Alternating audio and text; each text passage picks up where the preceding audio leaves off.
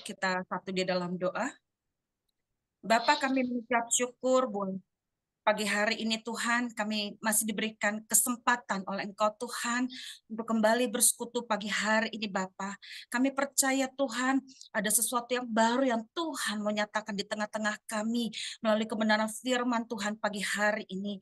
Mari Engkau mengurapi jalannya pemberitaan firman Tuhan, mengurapi setiap kami. Biarlah setiap kami diberi hati telinga seorang murid, diberikan roh yang takut akan Tuhan, sehingga ketika benih firman ditaburkan, boleh jatuh di tanah yang baik, di tanah yang siap untuk dipulihkan, untuk dimenangkan, untuk dilawat dan dijamah Roh Kudus. Terima kasih Bapa. Inilah ucapan syukur kami yang kami alaskan hanya di dalam nama Tuhan Yesus Kristus. Amin. Iya. Sekali lagi salam buat kita semua. Shalom. Iya. Puji Shalom, nama shalom. Ya, shalom. Ya, terima kasih buat Ibu Astuti Maro, buat puji-pujiannya yang boleh memberkati kita semua pagi hari ini. Iya, sekali lagi satu kemurahan Tuhan yang luar biasa buat saya, boleh kembali dipercaya untuk membawakan firman Tuhan di tengah-tengah kita pagi hari ini. Saudaraku, sebagaimana tema yang tertera di grup, tentang jadilah kuat di dalam kekuatan kuasanya. Jadilah kuat di dalam kekuatan kuasanya. Mari kita buka firman Tuhan dari Efesus 6 ayat 10 sampai dengan 18. Efesus 6 ayat 10 sampai dengan 18 saya akan bacakan buat saudara. Taat perlengkapan rohani. Akhirnya hendaklah kamu kuat di dalam Tuhan, di dalam kekuatan kuasanya. Kenakanlah seluruh perlengkapan senjata Allah supaya kamu dapat bertahan melawan tipu muslihat iblis. Karena perjuangan kita bukanlah melawan darah dan daging, tapi melawan pemerintah-pemerintah, melawan penguasa-penguasa, melawan penghulu-penghulu dunia yang gelap ini, melawan roh-roh jahat di udara. Sebab itu, ambillah seluruh perlengkapan senjata Allah supaya kamu dapat mengadakan perlawanan pada hari-hari yang jahat itu dan tetap berdiri sesudah kamu menyelesaikan segala sesuatu. Jadi berdirilah tegap, berikat pinggangkan kebenaran dan berbaju jirahkan keadilan. Kakimu berkasutkan kerelaan untuk memberitakan Injil damai sejahtera dalam segala keadaan. Gunakanlah perisai iman, sebab dengan perisai itu kamu akan dapat memadamkan semua panah api dari si jahat, dan terimalah ketopong keselamatan dan pedang roh, yaitu firman Allah. Dalam segala doa dan permohonan berdoalah setiap waktu di dalam roh, dan berjaga-jagalah di dalam doamu itu dengan permohonan yang tak putus-putusnya untuk segala orang kudus. Demikianlah firman Tuhan. Iya, saudaraku, pada hari-hari terakhir, ya, kita tahu bahwa iblis tidak akan tinggal diam, ya. Iblis tidak akan tinggal diam. Bagaimana Tuhan juga mengetahui bahwa kekuatan Ibu kita. Astuti boleh tolong mute dulu, agak kita dengar masuk suara. Terima kasih, Bu. Iya. Saudaraku, pada hari-hari terakhir, iblis tidak akan tinggal diam.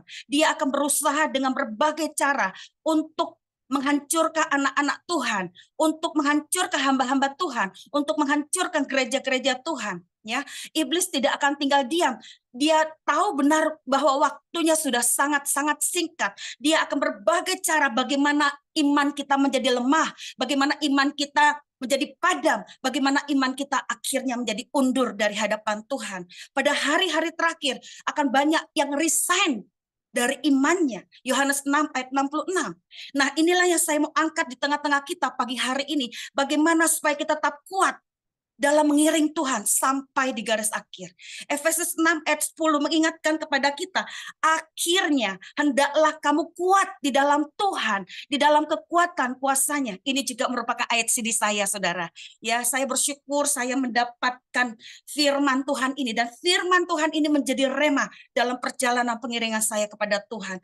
Awalnya saya ketika mendapatkan ayat ini, ya, kok ini ya ayatnya? Tapi ketika saya renungkan dalam perjalanan saya, rupanya Tuhan tahu benar bahwa kekuatan saya tidaklah seberapa.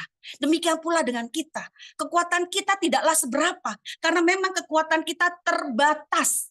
Tapi kekuatan kuasa Tuhan, kekuatan Roh Kudus itulah ya yang unlimited, yang tidak terbatas, yang akan menyertai kita, yang akan menolong kita, yang akan menghibur kita ketika kita diperhadapkan dengan berbagai masalah hidup yang ada di hidup kita. Saya percaya ketika masalah demi masalah terjadi, kadang bisa membuat iman kita menjadi lemah, kadang bisa membuat hati kita menjadi kecut dan tawar hati ketika diperhadapkan dengan masalah demi masalah. Mungkin ditinggal atau dipanggilnya saudara kekasih kita atau pasangan hidup kita dari tengah-tengah kita, kita bisa menjadi lemah sekalipun mungkin kita punya karunia yang luar biasa, punya talenta yang luar biasa, punya potensi yang luar biasa, tapi ada satu titik di mana kita bisa saja menjadi lemah, bisa saja menjadi kecut dan tawar hati. Tapi hari ini Tuhan ingatkan kepada kita, akhirnya hendaklah kamu kuat di dalam Tuhan,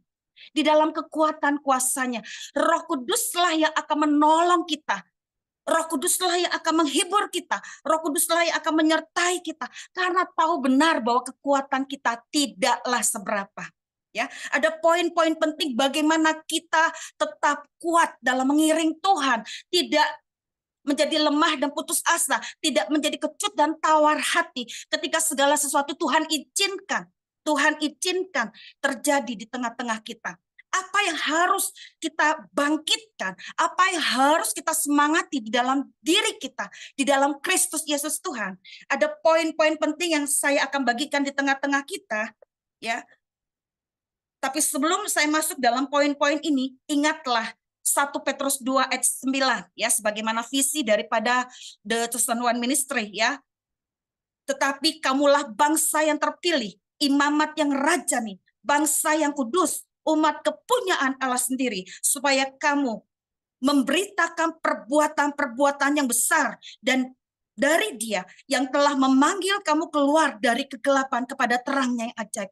Tanamkan dulu di dalam diri kita bahwa kita ini adalah bangsa yang terpilih, imamat yang rajani, bangsa yang kudus, umat kepunyaan Allah itu sendiri. Kalau itu tertanam di dalam hati kita, saya percaya kita tidak akan menjadi lemah dan putus asa. Kita tidak akan menjadi kecut dan tawar hati. Memang ada satu titik di mana Tuhan izinkan untuk kita sela, untuk kita berhentian sejenak, bukan berlama-lama, tapi untuk kita mengoreksi kembali, untuk kita kembali kepada jalurnya, untuk kita kembali kepada jalannya, untuk kita kembali kepada koridornya. Supaya apa?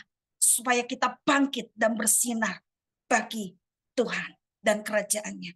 Inilah yang harus kita tanamkan di dalam diri kita. Kitalah bangsa yang terpilih. Kitalah imamat yang rajani. Kitalah umatnya yang kudus. Dan saya percaya semua kita terpanggil untuk itu. Bagi yang meresponi dengan benar bagaimana Tuhan telah memanggil kita, telah memilih kita untuk maksud dan tujuan Allah. Ingat, iblis tidak akan tinggal diam. Dia akan berbagai cara untuk menjatuhkan sebanyak mungkin pengikut. Ya, dengan cara apa? Masalah. Dengan cara apa? Perbedaan. Ya, bisa hanya karena perbedaan yang sebenarnya tidaklah sesuatu yang kompleks, tapi karena sesuatu yang mungkin jadi tersinggung, baperan, suka menyendiri, suka berkeluh kesah dan lain sebagainya. Ketika itu tertanam di dalam diri kita, ketika itu terus kita hidupi, bisa akhirnya kita kecewa dan undur dari hadapan Tuhan. Itulah yang akan iblis lakukan hari-hari ini. Jangan sampai kita menjadi lemah, jangan sampai kita menjadi kecut. Firman Tuhan dalam Galatia 3 ayat 3, kalau kamu telah memulai dengan roh, apakah kamu akan mengakhirinya dengan daging? Pertanyaan ini diberikan kepada masing-masing kita. Kalau kita sudah sampai di titik ini, Tuhan ingatkan kita kembali, jangan sampai pada akhirnya kita terhilang dari panggilannya, kita terhilang dari hadapannya. Inilah yang terus mendorong saya hari-hari ini, bahwa masalah demi masalah itu memang ada satu titik kita menjadi lemah, ada satu titik kita menjadi kecut, ada saatnya kita seperti itu, tapi tidak menjadi lama kita berdiam di sana.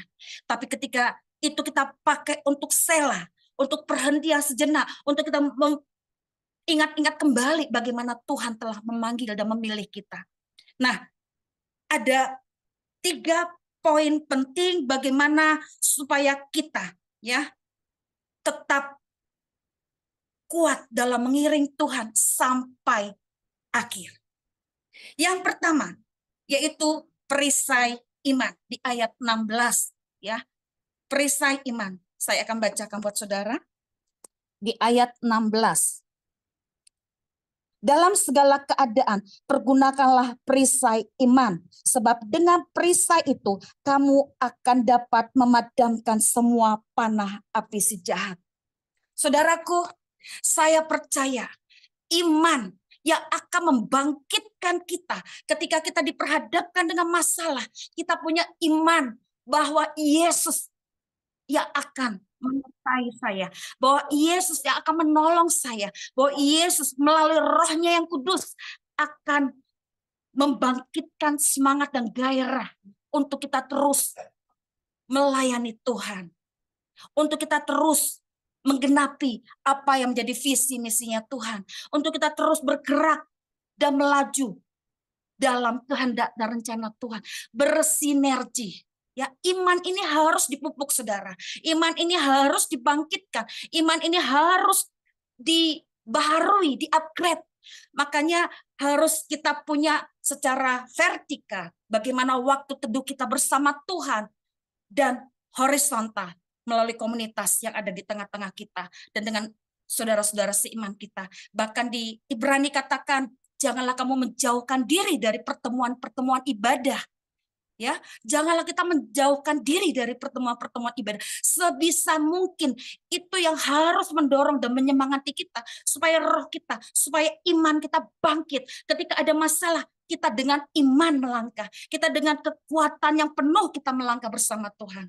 Yang kedua yaitu pedang roh. Ya, yang kedua yaitu pedang roh, yaitu firman Tuhan. Kita lihat di ayat 17. Saya akan bacakan buat saudara.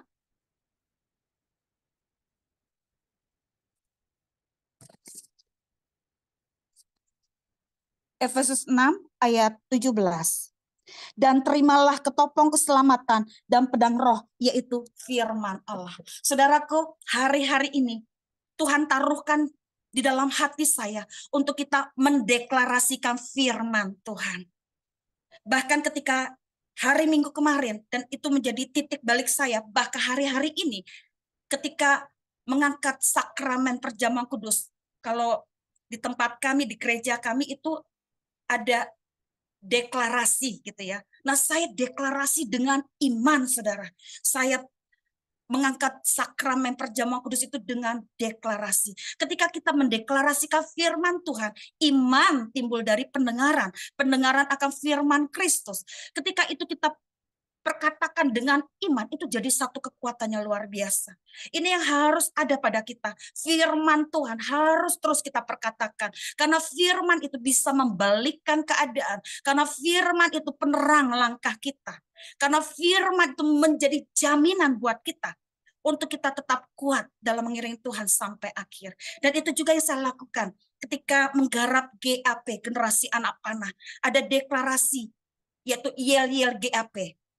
Saya anak panah yang tangguh, saya anak panah yang berkarakter, saya anak panah yang berkarunia, saya anak panah yang siap dilesatkan dan tepat sasaran, yaitu anak-anak panah di tangan pahlawan. Mazmur 127 ayat 4, 1 Timotius 4 ayat 12, termaterai oleh kuat kuasa darah Tuhan Yesus. Dan itu selalu diperkatakan oleh anak-anak GAP setiap harinya. Ketika itu diperkatakan, mereka adalah anak-anak panah yang siap dilesatkan dan tepat sasaran. Ketika itu terus kita perdengarkan, terus kita perkatakan, itu menjadi kekuatan yang luar biasa. Hari-hari ini, sekalipun kita ada masalah, tapi ketika firman Tuhan diperkatakan, apa yang tidak mungkin bagi Tuhan? Apa yang tidak mungkin bagi Tuhan? Tuhan sanggup. Apa yang menjadi kekhawatiran kita? Apa yang menjadi keresahan kita? Perkatakan firman Tuhan. Perkatakan dengan iman. Deklarasikan firman Tuhan. Percayalah, Tuhan sanggup. Tuhan sanggup ya bekerja melalui firman yang diperkatakan. Yang ketiga, yaitu di ayat, mari kita lihat. Di ayat 18, dalam segala doa dan permohonan, berdoalah setiap waktu di dalam roh, dan berjaga-jagalah di dalam doamu itu dengan permohonan yang tak putus-putusnya untuk segala orang kudus. Yang ketiga adalah berdoa di dalam roh. Dengan berdoa, roh kita tetap terjaga. Roh kita menjadi kuat. Inilah yang harus kita tanamkan di dalam hati kita. Inilah yang harus menjadi penyemangat kita. Ya, tidak ada Tuhan memanggil anak-anaknya untuk menjadi yang ecek-ecek, enggak. Tuhan mau kita jadi hamba Tuhan yang tangguh, ya, yang militan di hadapan Tuhan. Tuhan cari, bukan yang main-main, bukan yang setengah-setengah, bukannya nanggung-nanggung. Tuhan mau supaya kita adalah seperti 1 Petrus 2 ayat 9. Ya, bangsa yang terpilih, ya, imamat yang rajani, bangsa yang kudus, umat kepunyaan Allah sendiri. Tuhan mau supaya ini terus tertanam. Ketika ini tertanam, saya percaya masalah boleh Tuhan izinkan, tapi saya tetap kuat dalam mengiring Tuhan sampai akhir. Ya. Ingat, iblis tidak akan tinggal diam. Ada berbagai cara akan dia lakukan. Yang pertama, ya, bagaimana kita menjadi lemah dan putus asa. Bagaimana kita menjadi kecut dan tawar hati. Bagaimana supaya itu tidak terjadi? Bagaimana supaya kita nggak masuk dalam perangkap si iblis? Ada 4 hal. Yang pertama, jangan kasih celah. Jangan kasih celah. 1 Petrus 5 ayat 8. Bisa salah seorang baca? 1 Petrus 5 ayat 8.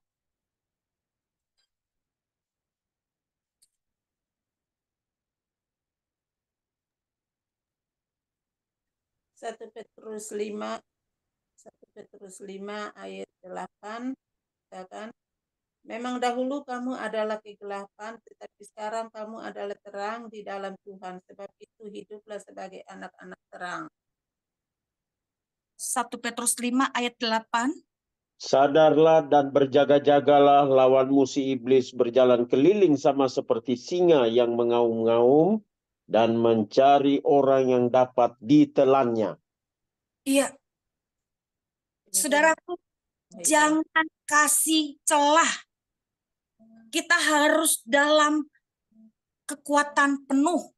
Kita harus dalam keadaan terjaga. Jangan sedikit pun kasih celah. Sekalipun kita, maaf, kita mungkin sudah beribadah, kita mungkin sudah bersekutu, kita mungkin sudah melakukan hal-hal yang menyukakan hati Tuhan. Tapi ketika kita memberi celah, maka itu jadi makanan empuk si iblis. Kita akan diobok-obok, kita akan dijungkir balikan, dan akhirnya undur dari hadapan Tuhan. Yang pertama, jangan kasih celah. Yang kedua, Ibrani 3 ayat 15, silakan.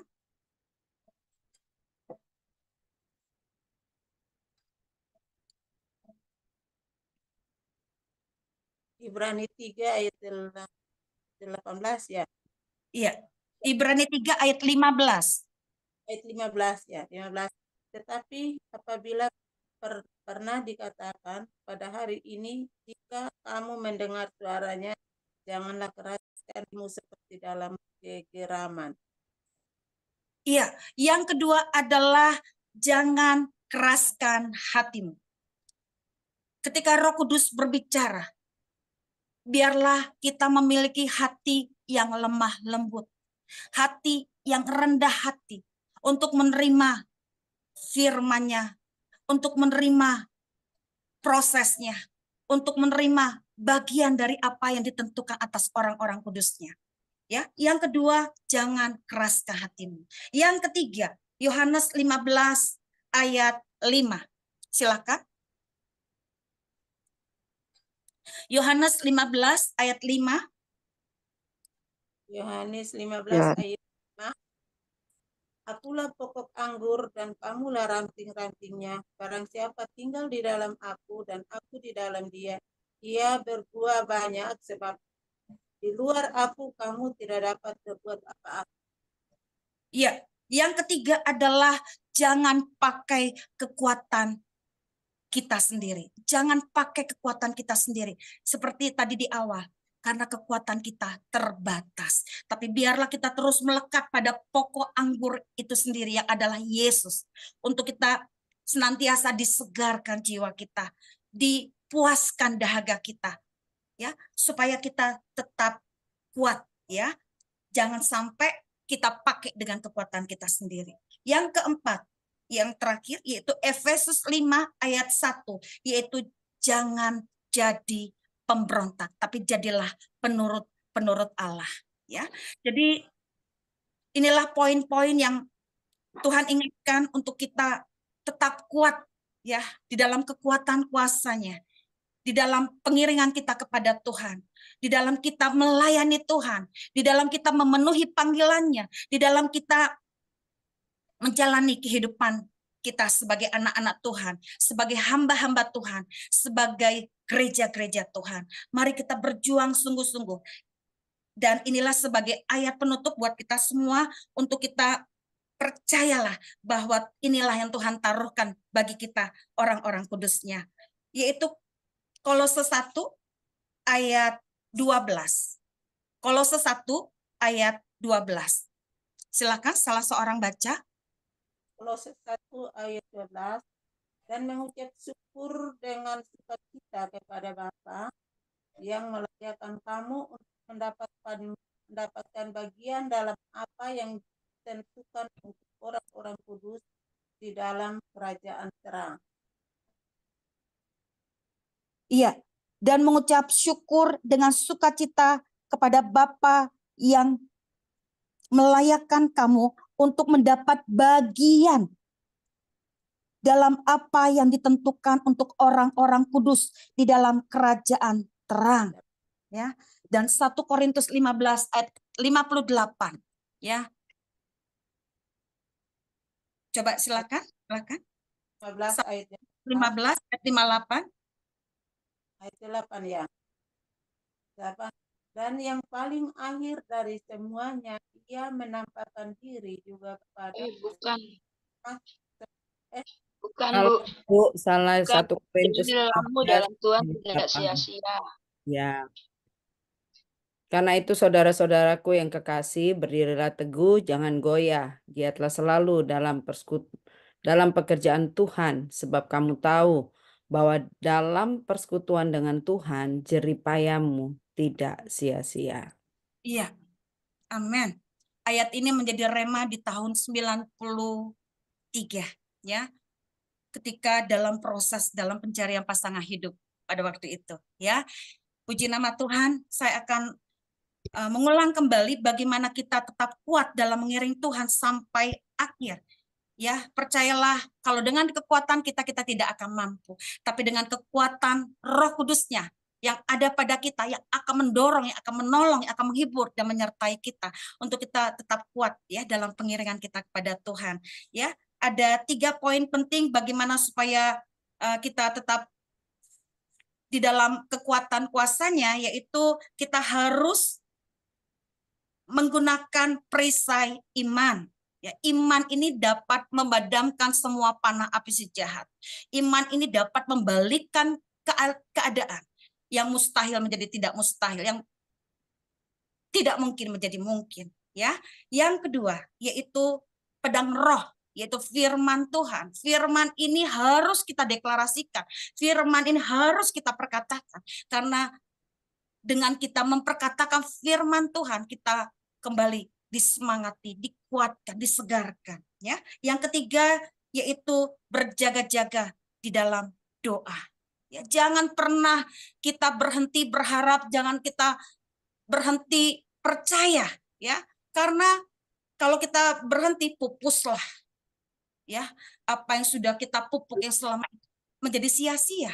Ya, jangan sampai itu terjadi. Makanya kita harus saling menyemangati satu dengan yang lain. Ingat, iblis tidak akan tinggal diam. Bagaimana supaya kita nggak masuk dalam perangkap si iblis? Ya, yang pertama yaitu jangan kasih celah. Yang kedua, jangan keras ke hatimu. Yang ketiga, jangan pakai kekuatan kita sendiri. Dan yang keempat, jangan jadi pemberontak. Demikianlah firman Tuhan pagi hari ini, biarlah memberkati kita, meneguhkan kita untuk kita tetap kuat dalam mengiring Tuhan, dalam memenuhi apa yang menjadi panggilan ilahi atas hidup masing-masing setiap kita. Mari kita tutup di dalam doa. Bapa, kami mengucap syukur buat pagi hari ini. Kami bangga memiliki Allah seperti Engkau. Kami punya Allah yang dahsyat, Allah yang hidup, Allah yang luar biasa, Allah yang tidak dapat dibandingkan, disejajarkan, disamakan dengan apapun yang ada di dalam dunia ini. Kami bersyukur mendapat satu kehormatan bahwa kami terpanggil, bahwa kami juga terpilih. Biar terus meneguhkan hati kami untuk kami tetap kuat sampai pada akhirnya dengan kekuatan yang dari Roh Kudus. Roh Kudus, mari materaikan setiap benih firman-Mu ini ke dalam loh hati kami. Mampukan kami untuk tetap tegak berdiri, bergerak dan melaju dalam kekuatan bersama Kristus Yesus Tuhan kami. Terima kasih Bapa. Doa kami termeterai di dalam nama Tuhan Yesus Kristus. Amin. Ya, kembali ke host. Tuhan Yesus memberkati. Puji akan nama Tuhan. Saya percaya setiap kita pagi hari ini dikuatkan oleh kebenaran firman Tuhan. Ya, ada 3 hal penting yang tadi sudah disampaikan ya untuk kita tetap kuat di dalam Tuhan.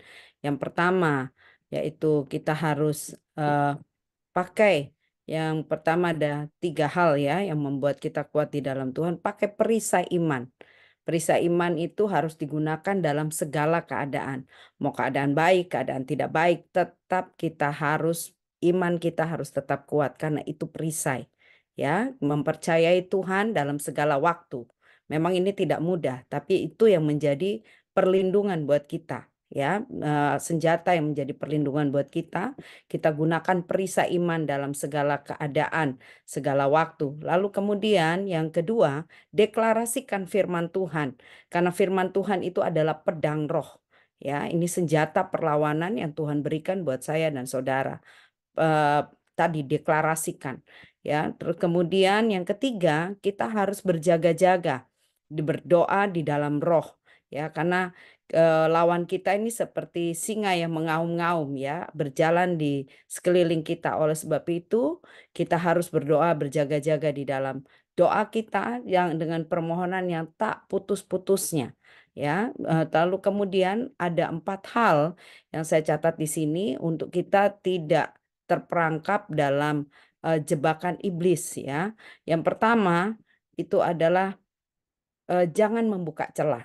Ya, buka celah. Memang iblis banyak dengan tipu muslihatnya ya untuk kita masuk dalam jebakan Batman kalau istilahnya Pak Ahok ya. Makanya oleh sebab itu perlu berjaga-jaga setiap waktu. Ini tidak mudah, tapi saya percaya Roh Kudus akan menolong kita kalau kita dalam kondisi tetap berjaga-jaga.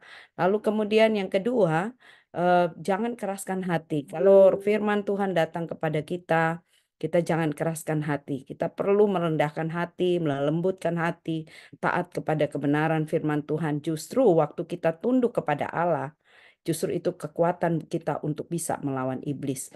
Lalu kemudian yang ketiga, jangan memakai kekuatan kita. Ya, kekuatan kita terbatas, tapi kita punya Tuhan yang tidak terbatas, yang dapat melakukan perkara-perkara yang jauh lebih besar dari apa yang kita pikirkan dan doakan.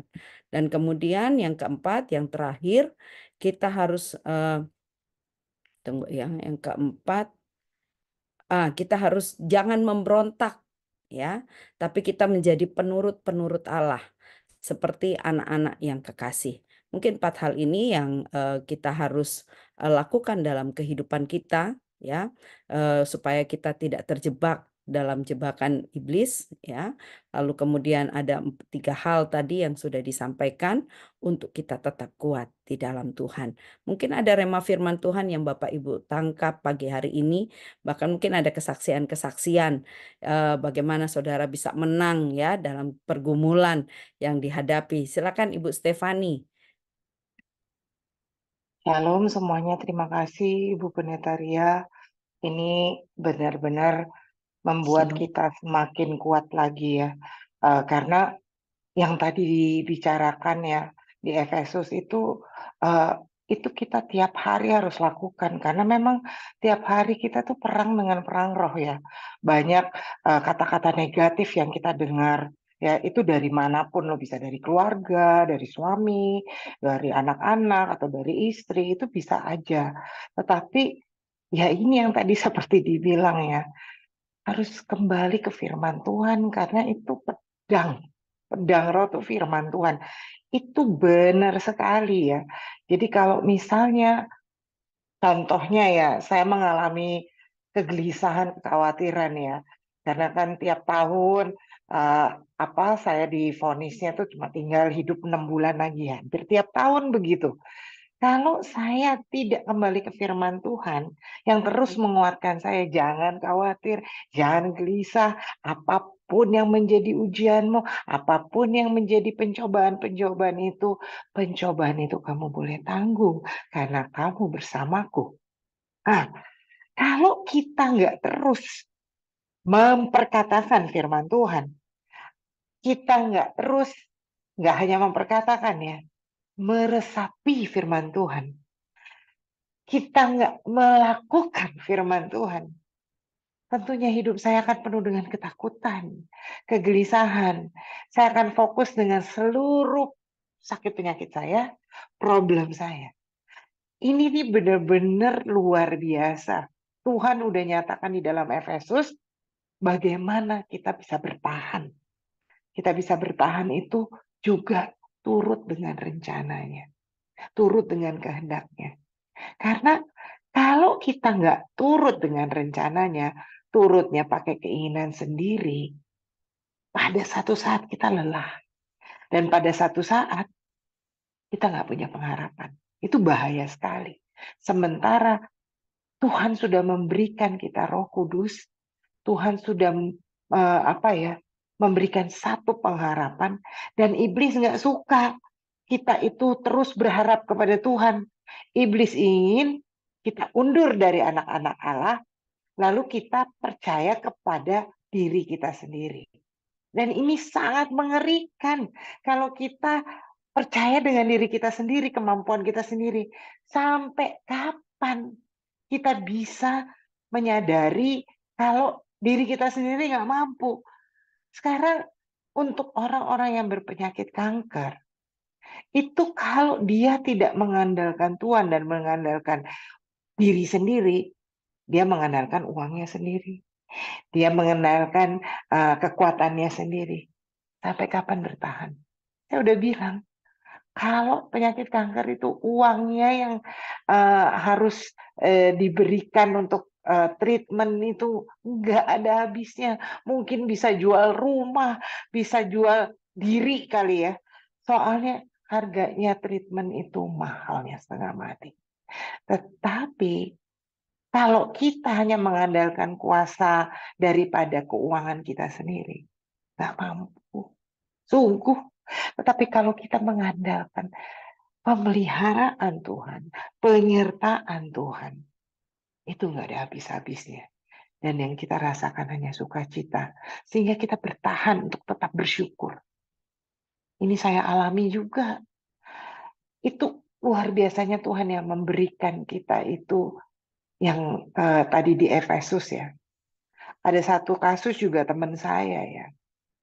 Maaf aja, hamba Tuhan itu juga kadang-kadang mungkin dia bisa dipunyai anugerah ya, menurut dia punya anugerah untuk bisa melihat sesuatu daripada keadaan diri teman saya, bahwa dia itu sedang difitnah oleh sahabatnya sendiri. Lalu kemudian dikatakan apa perbuatan-perbuatan sahabatnya yang membuat teman saya itu sangat ketakutan karena di rumahnya tiba-tiba ada belatung-belatung, terus habis itu ada tiba-tiba burung mati gitu ya. Lalu dia bilang, ini tanda-tandanya dari teman kamu itu yang berbuat kejahatan yang bikin sampai kamu kayak begini. Saya bilang sekali lagi, namanya kalau kita punya Roh Kudus, firman Tuhan tadi seperti pedang roh ya, kita itu dikuasai dengan hikmat. Kita tidak mengandalkan omongan dari hamba Tuhan yang seperti itu. Karena apa? Dia bukan membuat sukacita, dia malah membuat ketakutan. Sementara perkataan Tuhan, penyertaan Tuhan, tidak akan pernah membuat kita takut. Tidak akan pernah membuat kita gelisah. Jadi saya katakan sama dia, kita itu semua yang percaya Kristus sudah dikaruniai Roh Kudus. Dan Roh Kudus yang memimpin kita dalam hikmat dan kebijaksanaan. Pendengaran kita juga akan dipimpin oleh Roh Kudus. Kalau kita tidak dipimpin, kalau kita tidak mau diri kita untuk dipimpin oleh Roh Kudus, yang ada kita mendengarkan sesuatu yang membuat hati kita malah gelisah. Jadi setiap apa-apa baru di jalan ada burung misalnya pupuk di dia punya jendela mobil, udah dianggap ini ada sesuatu. Setiap dia jalan, padahal itu normal-normal aja kan kita jalan, terus habis itu kejatuhan, pop. Ya itu saya juga pernah merasakan itu, tapi nggak usah dia terus mengkaitkan itu dengan, wah teman saya buat apa lagi. Itu kan berarti kekhawatiran, kegelisahan. Kita itu semua yang percaya Kristus dikaruniai Roh Kudus. Dan Roh Kudus kita harus menyala-nyala dengan apa? Kemurnian, kekudusan hati kita. Nah itu tadi terima kasih ya Ibu Pendeta Ria. Ini benar-benar harus kita kita benar-benar kita baca itu ya firman Tuhan itu. Tadi kan Ibu Ria nggak cuma bilang tentang bagaimana di Efesus, Ibu Ria juga bagaimana mengalahkan itu semua ya. Itu semua satu-satu tuh ayatnya juga ada gitu loh. Kita nggak boleh lelah dalam mengikuti Tuhan, dalam mengikuti rencana Tuhan. Karena kalau kita lelah, yaitu kita bisa undur diri. Bukan yang kita andalkan Tuhan, malah kita andalkan suara-suara yang bukan dari Tuhan. Dan itu bisa iblis menyerupai hamba Tuhan gitu loh. Iblis bisa menyerupai gembala Tuhan gitu. Bisa, iblis tuh bisa melakukan apapun juga. Tetapi makanya Ibu Ria tadi bilang di Efesus, kita harus semua tuh memakai apa yang menjadi tadi pedang roh firman Tuhan, lalu kemudian satu persatu kita itu diberikan semangat bahwa ada penyertaan dari Roh Kudus yang bisa mengalahkan semua roh-roh yang bukan dari Roh Tuhan. Itu udah jelas sekali, makanya kita nggak perlu takut, kita nggak perlu gelisah. Kita punya Roh Kudus loh, yang kuasanya luar biasa.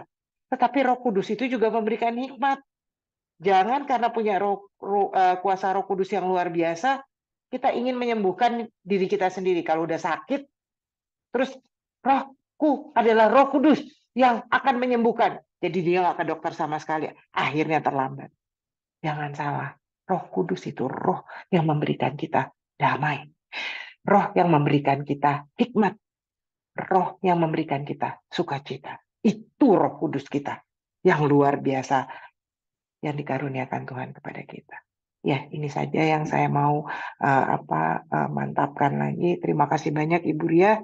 Ini memberkati dan terus mengingatkan kita tentang pekerjaan Roh Kudus yang luar biasa di dalam kehidupan kita. 100% for Jesus. Amin.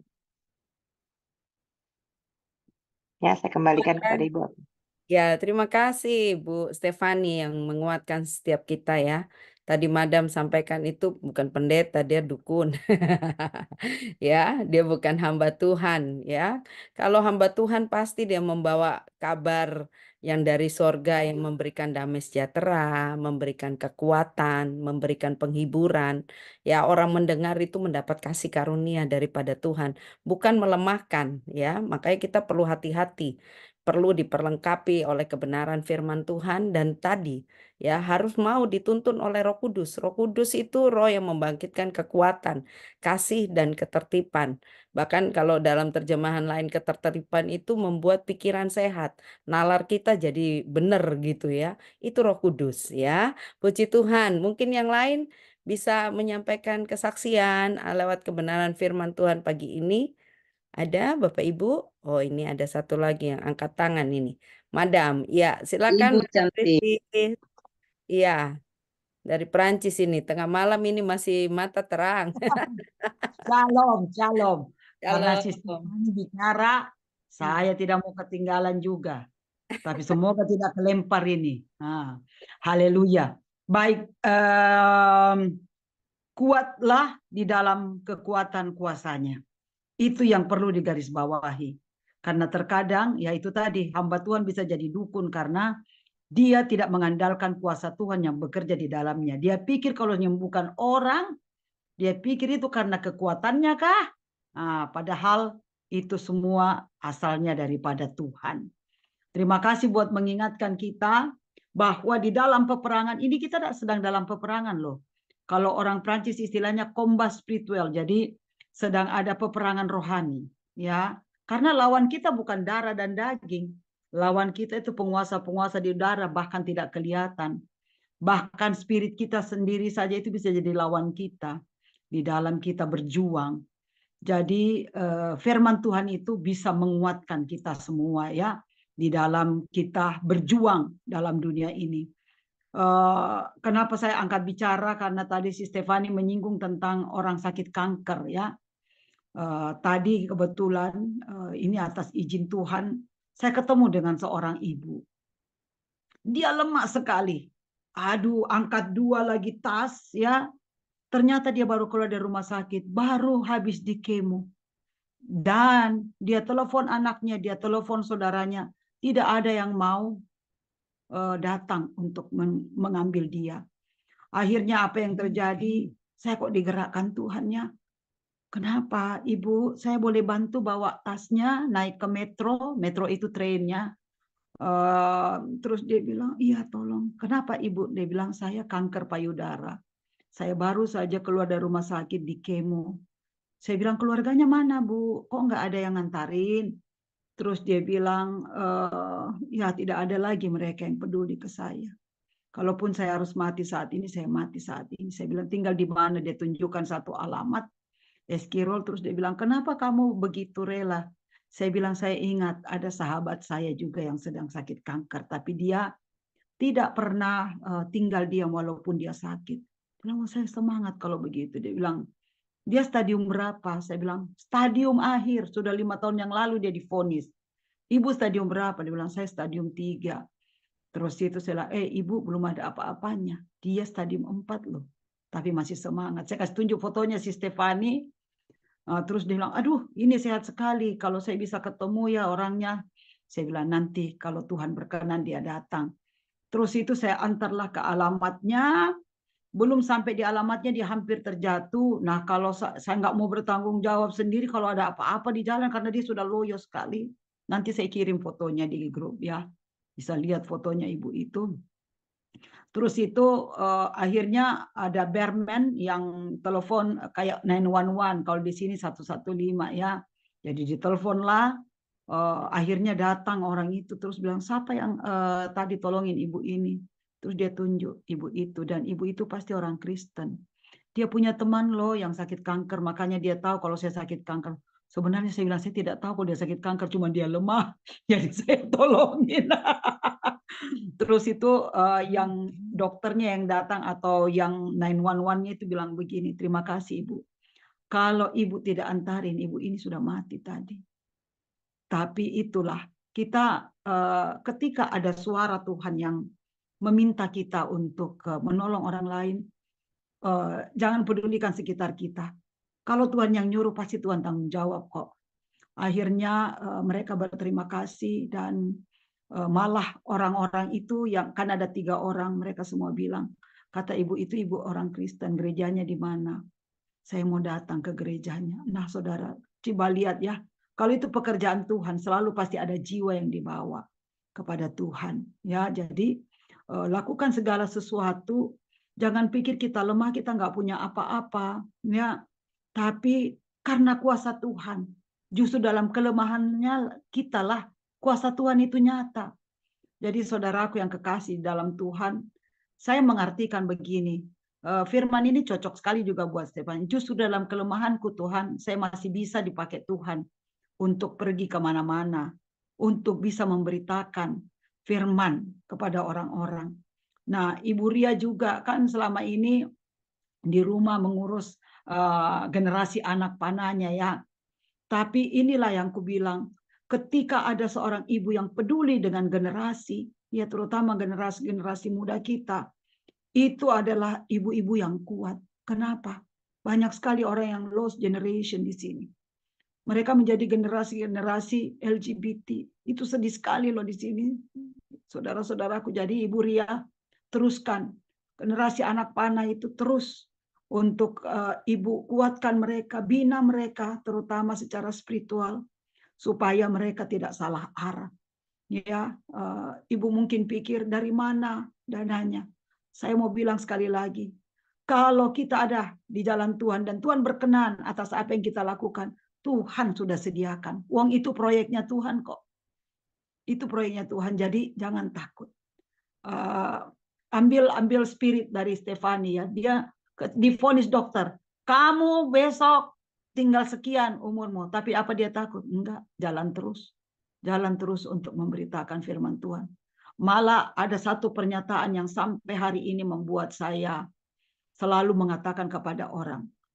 Dia pernah bilang begini, si Stefani tolong dikonfirmasi ya, jangan sampai lupa. Dia bilang begini, kalau saya sedang melayani dan Tuhan panggil itu kehormatan. Jadi itu semangat kita untuk terus melayani Tuhan. Seringkali kita nyanyi, hidup ini adalah kesempatan. Hidup ini untuk melayani Tuhan. Jadi saudara, itu jangan sekedar nyanyian. Tapi marilah hidup ini benar-benar untuk melayani Tuhan. Dan kalaupun kita dipanggil Tuhan pada saat kita melayani, seperti kata Stefani, itu adalah kehormatan. Tetap semangat, justru dalam kelemahan kita kuasa Tuhan nyata. Dan jangan takut. Kalau Tuhan utus, Tuhan Amen. utus. Amin. Terima kasih. Puji Tuhan ya. Terima kasih Madam yang Luar menguatkan biasa. kita. Bahkan kita percaya tadi statement terakhirnya. Kalaupun Tuhan panggil kita dalam kondisi kita melayani Tuhan, itu kehormatan saudara. Ya, banyak orang kalau di Papua ini ada ya, dia punya jabatan ASN ya, tapi maaf kabarnya tidak baik gitu ya, karena dia sedang selingkuh, dia sedang maaf ya.